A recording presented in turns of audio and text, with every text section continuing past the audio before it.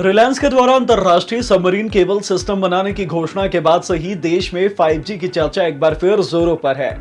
इस केबल के जरिए रिलायंस भारत को सिंगापुर की तरफ और यूरोप की तरफ कनेक्ट करने जा रहा है। इससे डेटा ट्रांसफर, क्लाउड सर्विस की क्षमता तो बढ़ेगी, साथ ही 5G सेवा में भी फायदा होगा। 200 Tbps तक की इंटरनेट स्पीड मिलेगी। तो चलिए समझते हैं क्या है 5G, इसके आने के बाद कितना कुछ बदल जाएगा और हमें कब तक 5G सर्विस मिलने लगेगी। 5G आने के बाद लोगों को हाई स्पीड इंटरनेट मिलेगा, जो कि स्मार्ट सिटी, स्मार्ट होम और सभी स्मार्ट डिवाइस के लिए वरदान साबित होगा। दावा है कि 4G के मुकाबले 5G में इंटरनेट डेटा की स्पीड 20 गुना तक ज्यादा होगी। 5G को लेकर इस साल 3 बड़ी खबरें आई।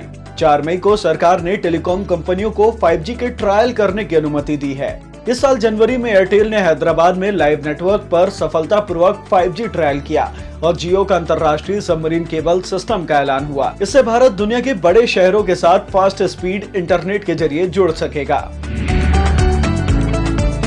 सबसे बड़ी चुनौती नेटवर्किंग के पूरे सिस्टम को बदलना है। 5G के लिए ऑप्टिकल फाइबर केबल की जरूरत होती है। अभी मौजूद केबल्स के कम से कम 60% को ऑप्टिकल फाइबर केबलों से बदलना होगा। ये काम बेहद खर्चीला है और इसमें टाइम भी लगेगा।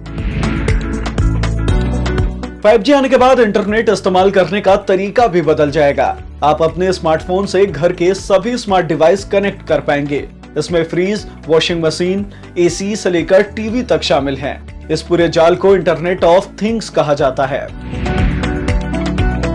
इसका जवाब किसी के पास नहीं है, लेकिन विशेषज्ञों का मानना है कि आम लोगों के लिए 2022-23 से पहले ही 5G सर्विस उपलब्ध नहीं हो पाएगी।